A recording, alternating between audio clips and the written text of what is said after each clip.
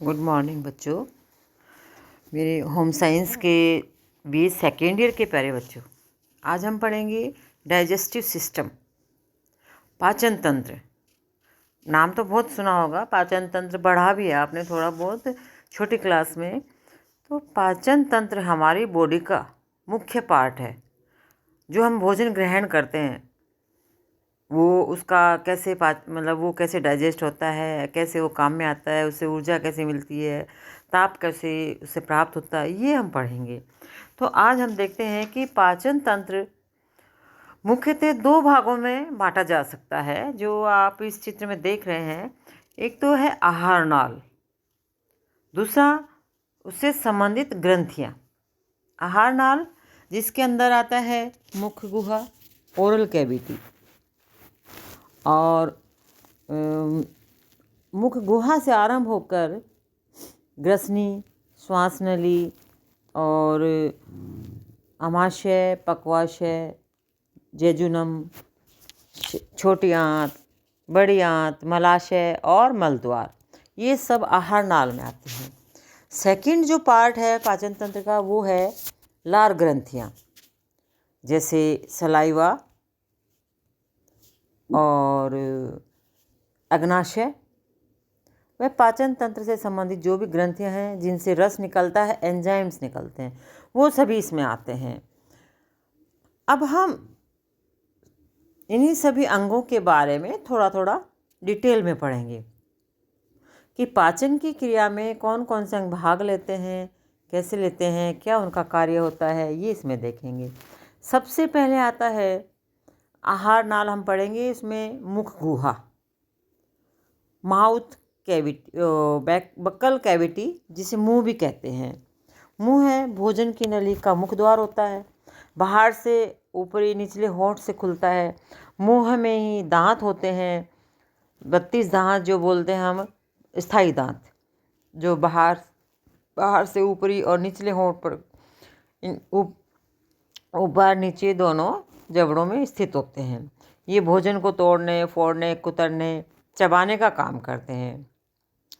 यहीं जीभ भी होती है जो काफ़ी मोटी होती है, मांसल होती है, जिस पर स्वाद कलियां पाई जाती हैं, स्वाद मालूम करने में सहायता प्रदान करती है। भोजन जब दांतों के बीच अच्छी तरह से पीस दिया जाता है तो ये जीभ की सहायता से निगला जाता है। लार ग्रंथियाँ इसमें स्रावित होती हैं। जब भोजन हम चबाते हैं, पीसते हैं, उस समय इसमें लार ग्रंथियाँ मिक्स हो जाती हैं और इन लार ग्रंथियों में टाइलिन नामक एंजाइम होता है। टाइलिन भोजन के साथ मिलकर के क्रिया करता है, जो मांड या स्टार्च को पुनः कुछ सीमा तक पचाता है। अतः भोजन का पाचन मुंह में ही स्टार्ट हो जाता है। तो हमने पढ़ा कि मुंह में भोजन का पाचन कैसे होता है, इनमें कैसे लार ग्रंथि से लार निकलती है जिसको टाइलिन बोलते हैं। टाइलिन भोजन में मिक्स हो जाता है और इस तरह से भोजन का पाचन मुंह से आरंभ हो जाता है। दांत पीसने में, काटने, चबाने में हेल्प करते हैं। और फिर ये मुख गुहा के बाद फिर हम आते हैं दांतों पर। दांत के बारे में पढ़ेंगे। प्रकृति से मनुष्य को भोजन चबाने के लिए, काटने के लिए 32 दांत मिले हैं, जो दोनों ओर ऊपरी जबड़े, निचले जबड़ों में 16-16 की संख्या होती है, जिनका मुख्य काम भोजन को तोड़ना, फोड़ना, कुतरना, चबाना, पीसना होता है। आगे के दांत कृंतक कहलाते हैं, जो भोजन को कुतरते हैं। बाकी के दांत भोजन को तोड़ने, फोड़ने, पीसने का काम करते हैं। मुंह में दांतों का क्रम और संख्या इस प्रकार से हम देख सकते हैं। ऊपरी जो जबड़ा होता है उसमें कृंतक दांत जो संख्या में 4 होते हैं। नीचे वाले जबड़े में भी 4 होते हैं। कैनाइन्स, स्वदंत जिनको बोलते हैं, जो 2-2 होते हैं संख्या में ऊपर नीचे जबड़े में। प्रीमोलर्स भी 4-4 होते हैं। प्रचवर्ण जिनको बोलते हैं, प्रचवर्णक।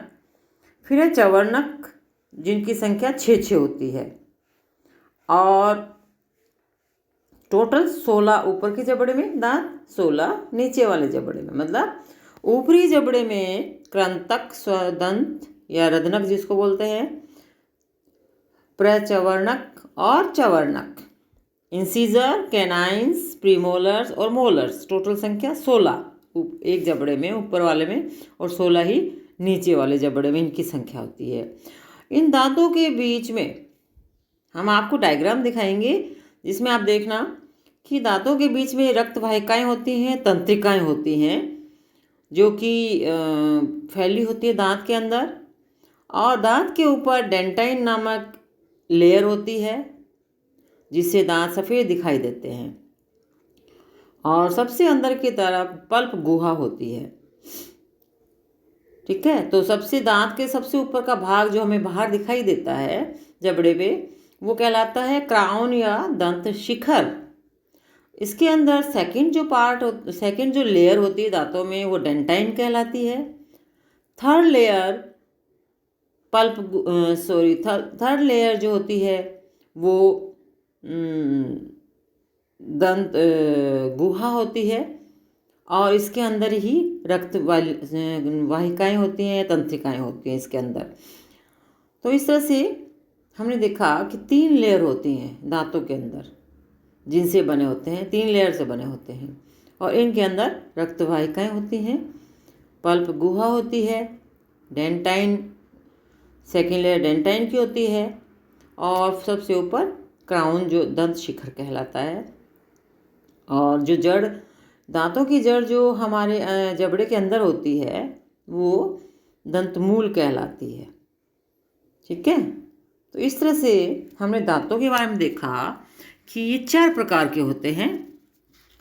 कृंतक दांत, इंसीजर्स, जिनकी संख्या 4 होती है, स्वदंत 2 संख्या, प्रचवर्ण 4, चवर्ण या मोलर्स जिनको बोलते हैं 6, टोटल 16 एक जबड़े में। तो इस तरह से 4 प्रकार के दांत हो गए: कृंतक दांत, रदनक या स्वदंत, कैनाइंस, चवर्णक, मोलर्स, और प्रचवर्णक, प्रीमोलर्स। 4 प्रकार के दांत हमारे जबड़ों में होते हैं। खूब चबाकर भोजन करना चाहिए, जल्दबाजी में कभी भी भोजन नहीं करना चाहिए। बिना चबाए भोजन करना भी बहुत हानिकारक होता है। इससे कई प्रकार की बीमारियां हो जाती हैं, जैसे अपच, रक्तहीनता, खून की कमी, मंदाग्नि, मतलब भोजन डाइजेस्ट नहीं होता। ये सारे प्रॉब्लम्स भोजन अच्छे से नहीं चबाने के कारण होती हैं। तो इसी तरह से मुंह के अंदर ही जीभ भी होती है, जो काफ़ी मोटी मांसल होती है, जिसमें कई प्रकार की स्वाद ग्रंथियाँ होती हैं। जीभ से ही हमें स्वाद का पता चलता है कि ये भोजन खट्टा है, मीठा है, ये ज्ञान कराता है। जीभ के ऊपर छोटे छोटे टेस्ट बड्स बोलते हैं जिनको, या अंकुर कहते हैं, होते हैं। जीभ का मुख्य कार्य होता है स्वाद पता करना, भोजन निकालने में मदद करना, आवाज़ पैदा करना, दांतों को साफ रखना। ये सारे काम जीभ करती है। तो जीभ जबड़ों के अंदर स्थित होती है, और जीभ के ऊपर अलग अलग प्रकार के टेस्ट पता करने के लिए अंकुर होते हैं। फिलीफार्म अंकुर, पंजीफार्म अंकुर, वैलेट अंकुर, इस तरह से इनके अलग अलग नाम हैं। ये जीभ जो है, इसका मुख्य कार्य भोजन को चबाना होता है। भोजन को दांतों के पास ले जाती है, और भोजन के टुकड़े खूब अच्छे से जब पिस जाते हैं तो इनको धकेल कर निगलने में सहायता करती है। ये स्वाद का ज्ञान कराती है, खट्टा, मीठा, नमकीन, तीखा। जीभ स्पर्श ज्ञान में भी अहम भूमिका निभाती है। कड़ापन, कठोरता, तरल, ठंडा, गरम, कोमल, कठोर, इस तरह से जीभ से म्यूकस रस निकलता रहता है, जो हमेशा जीभ को नम रखता है। और ये स्राव जीभ में उपस्थित श्लेष्मिक ग्रंथियों के कारण होता है।